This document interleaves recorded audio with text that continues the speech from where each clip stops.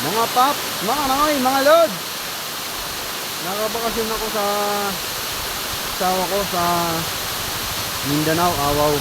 Pero siyempre, dahil nga lakwatsero tayo, susulitan na natin ang ating bakasyon. Kaya nakarating ako dito sa Davao del Sur, sa falls. Ayan, oh. Napakaganda ng view dito, mga pap. Pwede ka rin maglangoy-langoy dyan, ayan, malalim yan. Ayan. Marami rin mga pumupunta rito. Ang napapansin nyo, yung mga nakaibang ano rin dyan, mga nagbibisit dito. Napapaligiran ko ng kabudlukan. Pero ang nagandahan dito, ito naka-center talaga. Yung pinaka-spot dito yung pools, ayan, napakaganda.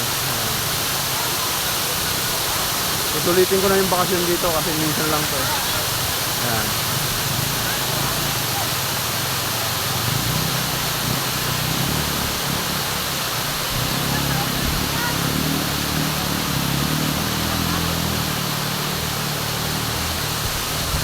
Kagulaan yung lango yan. Malawak din. Gusto ko sana akyatin yung pulse niya kaso madulas. Mahirap umakyat. Ano? Napakaganda.